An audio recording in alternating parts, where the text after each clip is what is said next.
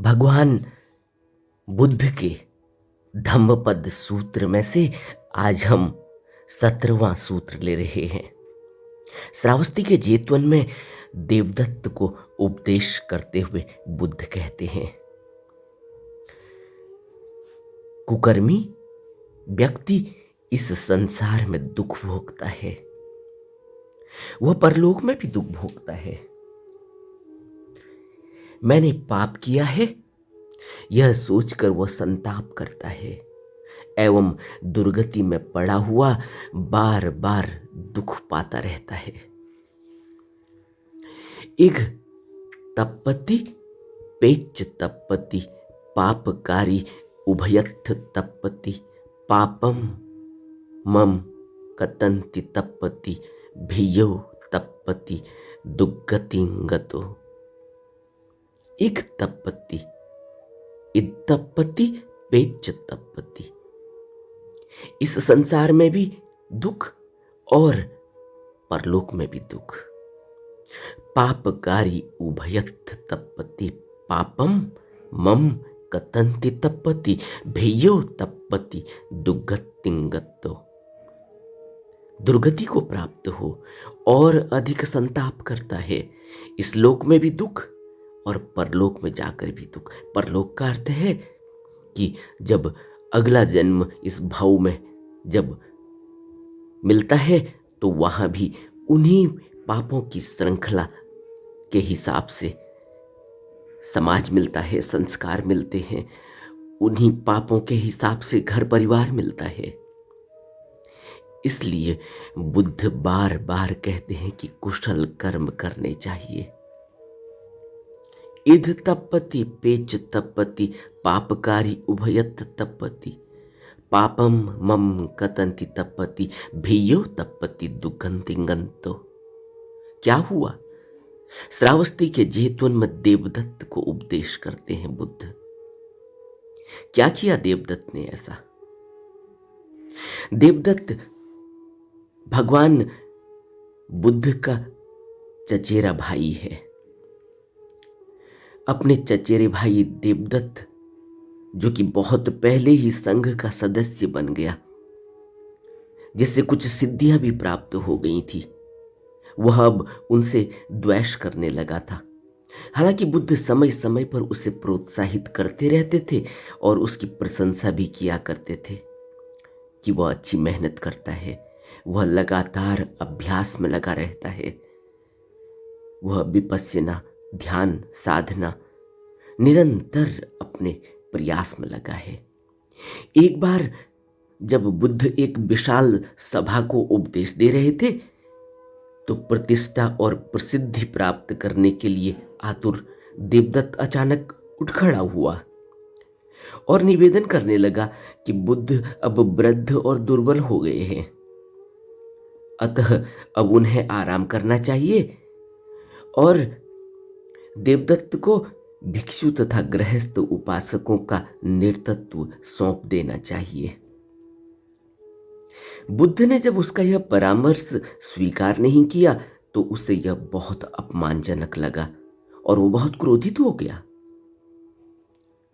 देवदत्त बुद्ध के प्रति बचपन से ही शत्रुता का भाव रखता आया था, परंतु अब तो वह इतना भड़क उठा कि उसने बुद्ध की हत्या करने की योजना बना डाली।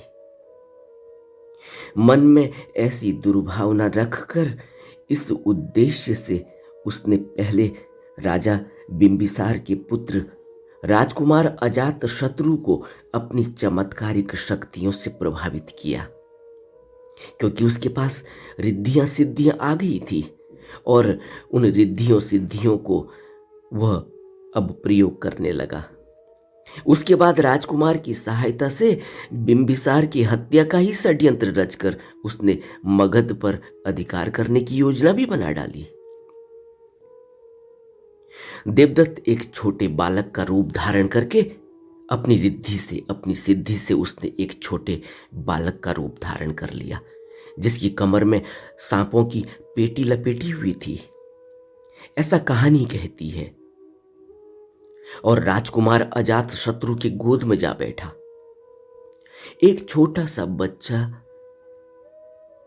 जिसके कमर में सांपों की पेटी लपेटी हुई है, वह अचानक राजकुमार अजात शत्रु की गोद में जा बैठा। राजकुमार तो हैरान, परेशान, घबराया हुआ भागता नजर आया। उठ खड़ा हुआ, इधर उधर भागने लगा। देवदत्त फिर अपने वास्तविक रूप में लौट आया और उसने मुस्कुराकर राजकुमार को पूछा कि वह एक भिक्षु से इतना डर क्यों रहा है। देवदत्त की यह चमत्कारिक शक्ति से आश्चर्यचकित होकर राजकुमार उसका समर्थक बन गया।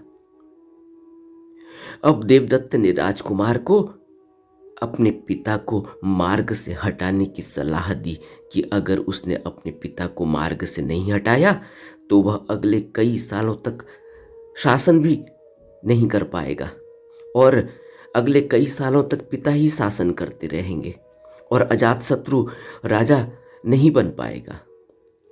अजातशत्रु को राजा बनने का अवसर शायद ही मिल पाए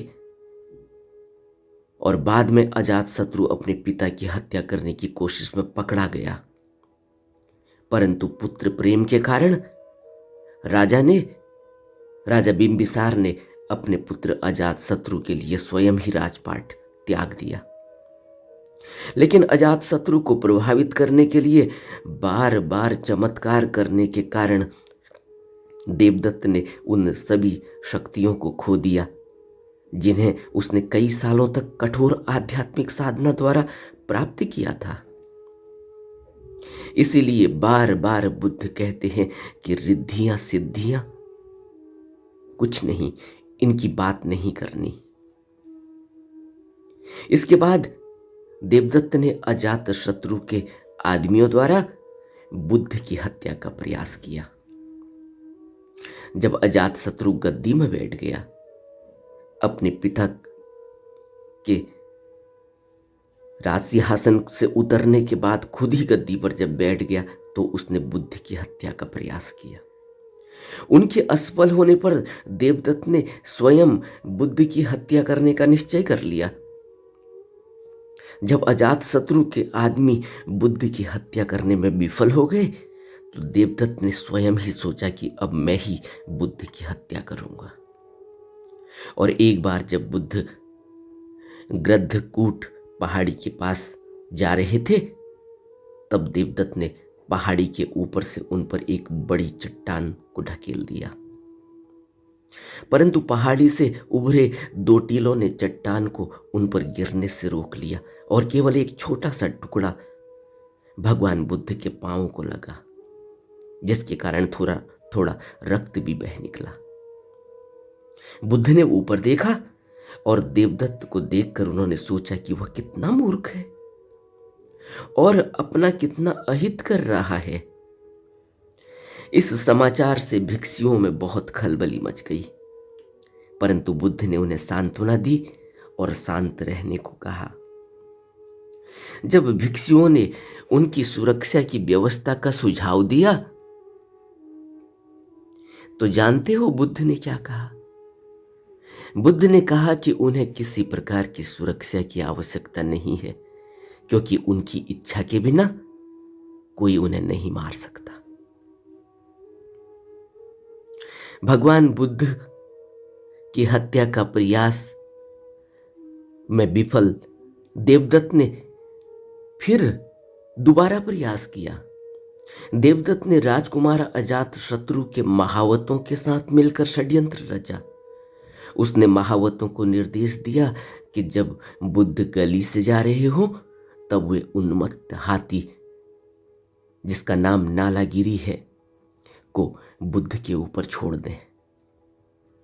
बुद्ध के पीछे पीछे चल रहे भिक्षुओं ने जब शोर मचाया और इस हत्यारे हाथी से अपने आप को बचाने के लिए उन्हें पीछे मुड़ जाने को कहा, वे भिक्षु तो अपने आप को बचाने के लिए सुरक्षित स्थान पर दौड़ गए, परंतु बुद्ध एक बार फिर यह कहते हुए शांत भाव से आगे बढ़ते रहे कि उन्हें कोई नहीं मार सकता।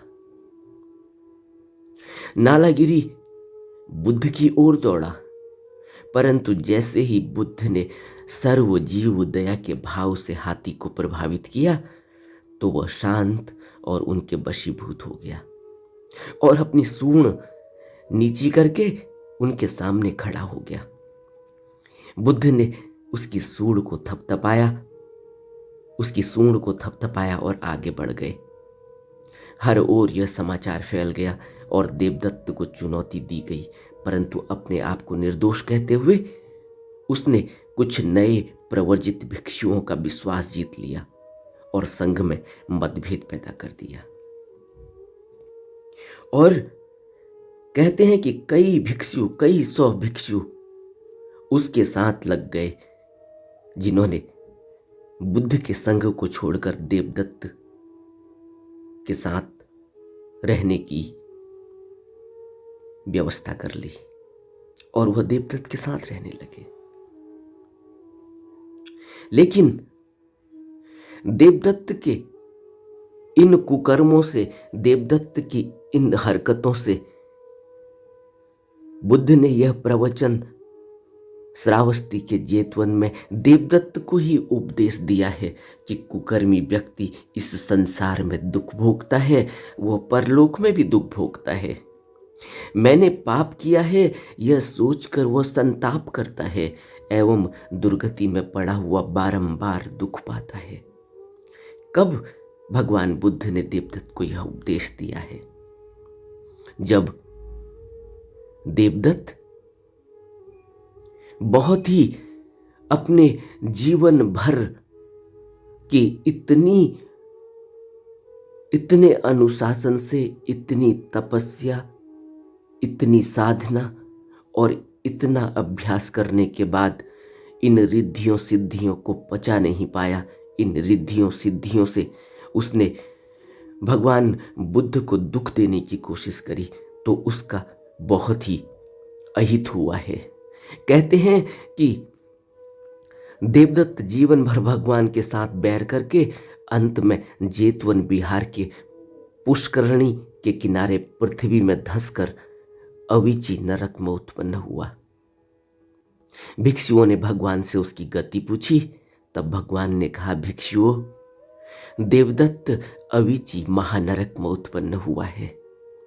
जो कोई प्रमाद के साथ बिहरने वाला प्रवर्जित हो या गृहस्थ हो, इस बात को दोबारा से अच्छी तरह से समझ लेना चाहिए। जो कोई भी प्रमाद के साथ विचरने वाला प्रवर्जित हो या गृहस्थ हो, दोनों जगह संताप ही करता है। कहकर बुद्ध ने यह गाथा कही थी, इध तपति पेच तपति पापकारी उभयत तपति पापम मम कतंति तपति भीयो तपति दुगतिकंतो। क्या हुआ?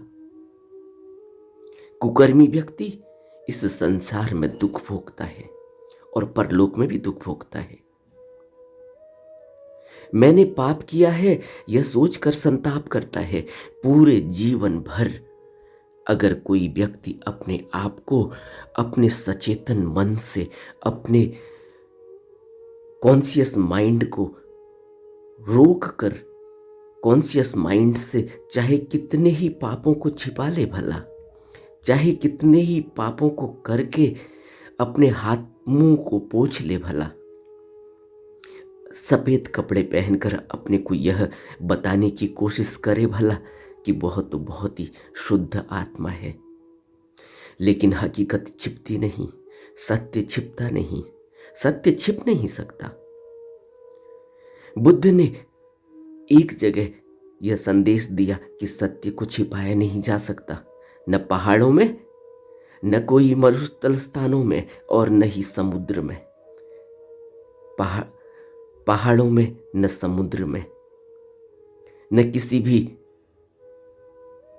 बिरले स्थान में सत्य को कहीं भी छिपाया नहीं जा सकता, सत्य प्रकट हो जाता है। यह बहुत ही महत्वपूर्ण बात है और हर मनुष्य को, हर भिक्षु को, हर साधक को यह बात गांठ बांध लेनी चाहिए कि इस संसार में सत्य छिप नहीं सकता। अगर कोई व्यक्ति यह सोच ले कि वह तो बहुत ज़्यादा समझदार है, वह तो बहुत ज़्यादा चालाक है, वह तो बहुत ज़्यादा अपनी समझदारी से पाप कर्म करके और मिथ्याचरण करके, चोरी करके या कुछ भी शील के नियमों का पालन नहीं करके बच जाएगा, नहीं बच सकता। श्रावस्ती के जेतवन में देवदत्त को उपदेश देते हुए बुद्ध कहते हैं, इद तपति पेच तपति पापकारी उभयत तपति। सोचो। और देवदत्त कौन है? देवदत्त जिसने इतना अभ्यास करके इतनी सिद्धियां प्राप्त करी। इसलिए कभी भी किसी भी बुद्ध पुरुष ने, किसी भी सतगुरु ने, किसी भी संत ने रिद्धि सिद्धि को कभी भी कोई महत्व नहीं दिया। रिद्धि सिद्धि की जरा सा भी बात नहीं की। रिद्धि सिद्धि के बारे में यही कहा कि इनकी कोई भी जरूरत नहीं है, इस तरफ नहीं देखना चाहिए। और यहां तक कि बुद्ध के साथ तो एक और भिक्षु ने इसी तरह की एक और गाथा है, छोटी सी गाथा है। एक भिक्षु की गाथा है।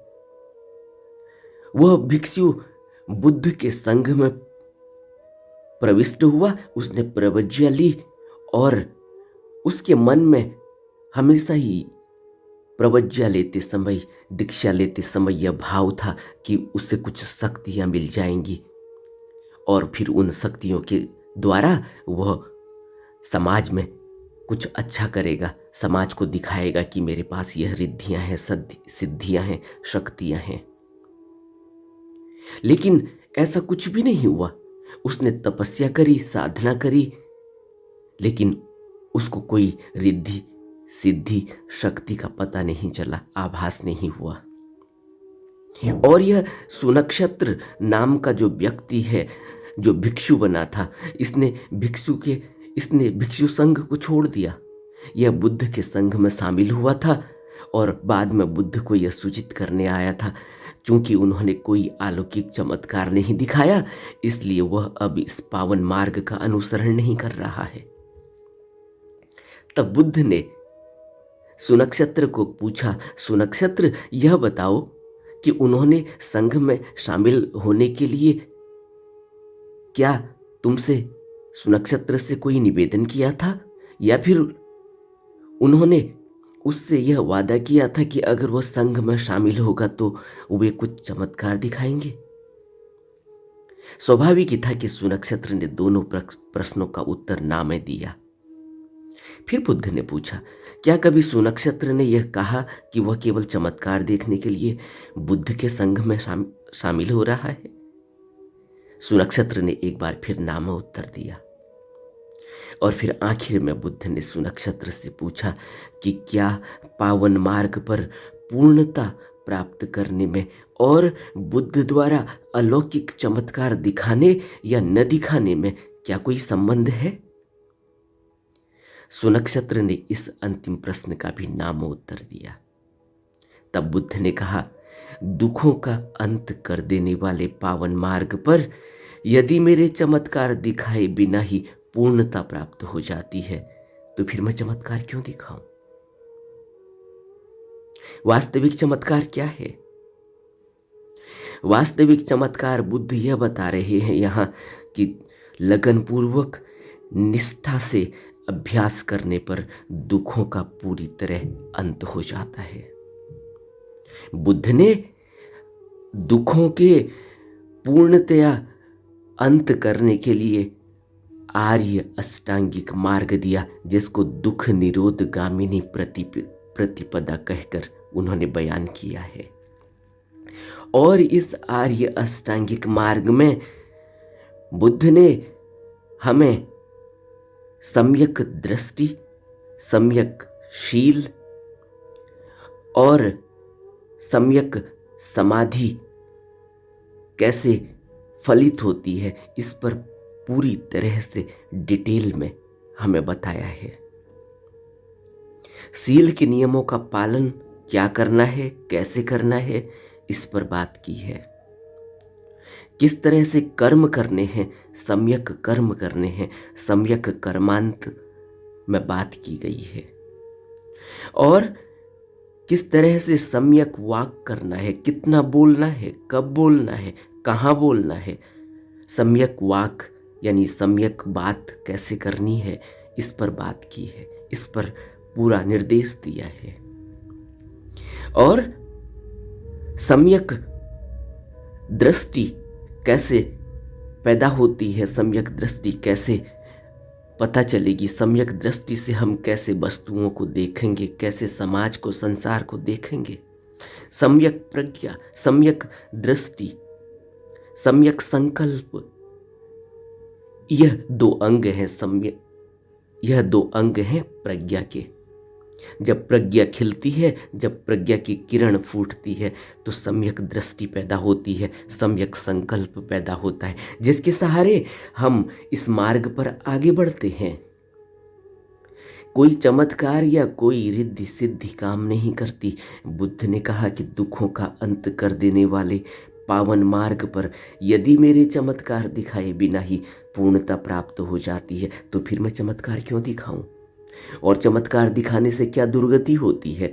यह बुद्ध श्रावस्ती के जेतवन में देवदत्त को उपदेश देते हुए कहते हैं कि कुकर्मी व्यक्ति इस संसार में दुख भोगता है, बच नहीं सकता, सत्य को छिपाया नहीं जा सकता, और कुकर्मी व्यक्ति कभी भी अपने कर्मों को छिपा नहीं सकता। उसको इन कर्मों का हिसाब देना ही होगा, वह नहीं बच सकता। वह जमीन के अंदर भी धंस जाए तब भी नहीं बच सकता, और वह पहाड़ में चला जाए तब भी नहीं बच सकता, और वह समुद्र के अंदर पानी में चला जाए तब भी नहीं बच सकता। सत्य को छिपाया नहीं जा सकता। और रिद्धि सिद्धि चमत्कार यह दो कौड़ी की चीज है। बुद्ध ने हमें अपने उपदेशों में, अपने संदेशों में यह बात पूर्णतया स्पष्ट कर दी कि कोई भी व्यक्ति रिद्धि सिद्धि और चमत्कार के चक्करों में न पड़े। हमें रिद्धि सिद्धि चमत्कार नहीं चाहिए। रिद्धि सिद्धि चमत्कार इस संसार में नरक में जरूर डाल देंगे, लेकिन यहाँ से मुक्त नहीं करते। और हमें क्या चाहिए? हमें मुक्ति का मार्ग चाहिए। हमें क्या चाहिए? हमें दुख निरोध गामिनी प्रतिपदा चाहिए। हमें इस संसार के दुखों से, इस भव से मुक्ति चाहिए।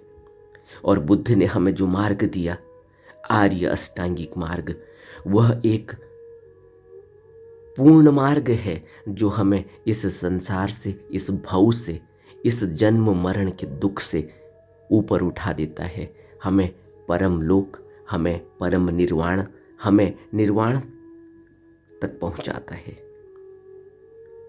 यह बुद्ध के साथ बीती हुई आप बीती है। यह बुद्ध की हट बीती है, जिसको बुद्ध ने हमें बताया। और यह वचन, यह पावन वचन हमारे लिए संकलित किए, हमारे लिए एकत्रित किए, ताकि हम मार्ग में भटक न जाएं। हमें अपने जीवन को गहरे में समझना होगा, हमें अपनी साधना को गहरे में समझना होगा। हमें इस संसार के लुभावने दृश्यों को, इस संसार के लुभावने पदार्थों को, और इस संसार में भागती हुई दौड़ती हुई तृष्णा को समझना होगा। हमें अपनी वासना को अपनी आंखों के सामने भरी आंख देख लेना होगा। और अगर हमारी बुद्धि भी ऐसी ही भ्रष्ट हो गई जैसे देवदत्त जैसे अनुशासित और बहुत ही ज्यादा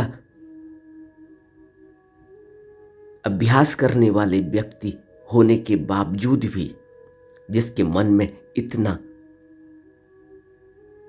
जहर है, इतनी ईर्ष्या है, इतनी जलन है, जिसको वह साफ नहीं कर पाया, तो फिर अगर हमने भी ऐसे ही जीवन बिताया,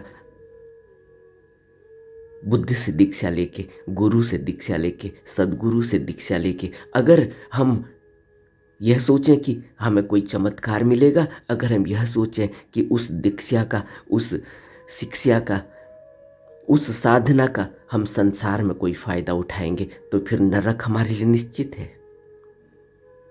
कबीर कहते हैं, हीरा पायो गांठ गठियायो, ताको बार बार क्यों खोले। हीरा पायो, गांठ गठियायो ताको बार बार क्यों खोले। जब किसी व्यक्ति को हीरा मिलता है तो वह उसको छिपा छिपा कर रखता है। और संसार में हमने देखा है ना, हीरा तो हमें पता नहीं हम में से कितनों को मिला है, लेकिन हमारे पास पैसे होते हैं, बैंक बैलेंस होता है, तो क्या हम किसी को बताते हैं? क्या हम दुनिया को बताते हैं कि हमारे पास कितना बैलेंस है, हमारे जेब में कितने पैसे हैं? छिपा कर रखते हैं। यह हम सबकी बात है। और जहां इतनी बड़ी दौलत बुद्ध पुरुष हमें देते हैं, जहां इतनी बड़ी शिक्षा, जहां इतनी बड़ी दौलत हमें बुद्ध पुरुष देते हैं, सतगुरु देते हैं, तो हमें छिपा कर रखना चाहिए या संसार में ढिढोरा पीटना चाहिए? तो फिर क्या बचेगा? देवदत्त इसका बहुत बड़ा उदाहरण है, या यह सुनक्षत्र इसका बहुत बड़ा उदाहरण है। सुनक्षत्र को तो कुछ मिला ही नहीं, लेकिन वह लालचवश आया था, उसे कुछ मिलना भी नहीं था, उसका कोई उद्देश्य ही नहीं था कि उसे भव से मुक्ति चाहिए। उसका उद्देश्य था कि वह संसार में अपनी इस शिक्षा के जरिए, इन शक्तियों के जरिए संसार को इकट्ठा करेगा, संसार में रौब मारेगा। और देवदत्त ने किया। और देवदत्त की क्या दुर्गति हुई है, यह बुद्ध हमें बता रहे हैं धम्मपद के 17वें उपदेश में। इद तपति पेच तपति पापकारी उभयत तपति पापम मम कतंति तपति भीयो तपति दुर्गतिगंतो। दुर्गति को प्राप्त करता है, और जब दुर्गति होती है तो बहुत संताप करके मरता है। और कहते हैं कि देवदत्त ने संदेश भिजवाया था भगवान बुद्ध को अपनी मृत्यु से पहले पहले। इतनी पीड़ा में था देवदत्त, लेकिन बुद्ध तो करुणा के सागर हैं। तब भी बुद्ध ने उसे माफ कर दिया। क्यों? क्योंकि फिर बुद्ध में और हम में फर्क क्या रहेगा? अगर बुद्ध भी इस दृष्टि से देखते हैं। बुद्ध इस दृष्टि से नहीं देखते। बुद्ध के लिए सब बराबर है, क्योंकि बुद्ध तो जानते हैं बुद्ध से क्या छिपा है। इसीलिए तो बुद्ध को हम त्रिकालदर्शी कहते हैं, इसलिए तो हम बुद्ध को भगवान कहते हैं। वो सब जानते हैं, हर घट की जानते हैं, हर दिल की जानते हैं, हर मन की जानते हैं, हर विचार को जानते हैं। इसीलिए हम गुरु के चरण में नतमस्तक होते हैं, अपने को छोड़ देते हैं, गुरु की शरण लेते हैं। इस तभी तो बुद्ध ने कहा बुद्धम शरणम गच्छामि। शरण लेनी होगी तो पूरी लेनी होगी। देवदत्त की तरह शरण नहीं, फिर कुछ नहीं मिलता, और जो मिलता भी है उसकी भी दुर्गति ऐसी ही हो जाती है। उसको भी ऐसे ही बर्बाद करके इंसान नरक में पैदा होता है, नरक भोगता है। या जो इस उद्देश्य से आया हो, जिस उद्देश्य से सुनक्षत्र आया है, उसको भी कुछ नहीं मिलता, वह भी खाली ही चला जाता है। और सबसे बड़ा दुर्भाग्य मनुष्य का यही है जो गुरु के पास से भी खाली हाथ लौट जाए, या जो गुरु की दात को समझ ना पाए, या जो गुरु से अपने संसार का भला करवाए, अपने संसार की, अपनी तृष्णा की, अपनी वासना की चीजों को मांगे। लेकिन बुद्ध या गुरु या सतगुरु उतना ही देगा जिससे संसार में काम चल सकता है। और क्योंकि बुद्ध या गुरु या सतगुरु समझते हैं कि इस आदमी की कदर करने की ताकत क्या है। देवदत्त कदर नहीं कर पाया। देवदत्त ने सोचा कि उसे अपने प्रयास से मिला, प्रयास से नहीं मिलता। इस बात को बहुत अच्छे से अपने दिल में गहरे में बैठा लेना चाहिए कि प्रयास भी तभी होता है जब गुरु की कृपा होती है, जब गुरु की दया दृष्टि होती है। और प्रयास तो गुरु सबसे ही करवाता है, लेकिन जब देता है तो देता भी तभी है जब प्रयास अच्छा होता है, और देता भी है तो फिर उसको पचाने की ताकत अगर जिसके अंदर न हो तो उसका हाल देवदत्त की तरह या सुनक्षत्र की तरह हो जाता है। हमें बहुत गहरे में बुद्ध के वचनों को अपने जीवन में उतारना चाहिए और जितनी भी गलतफहमियां मन में पैदा होती हैं गुरु के प्रति, सतगुरु के प्रति, बुद्ध पुरुषों के प्रति, संतों महात्माओं के प्रति, उन पर अभी और गहरे में विचार करना चाहिए। उन गलतफहमियों को धीरे धीरे उनके बारे में गहरा विचार करके उनको दूर करने की कोशिश करनी चाहिए। गहरे में उतरना चाहिए अपने में, लेकिन अपने में गहरे में उतरने के लिए फिर किसी गुरु की आवश्यकता होगी। गुरु के बिना तो ज्ञान मिलेगा नहीं। और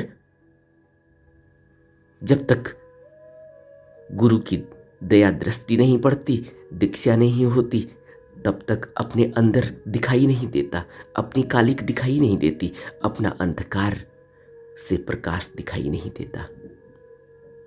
हमें बुद्ध के वचनों को अपने जीवन में उतारने की कोशिश करनी चाहिए और ज़्यादा से ज़्यादा वक्त साधना में बिताना चाहिए। नमो बुद्धाय।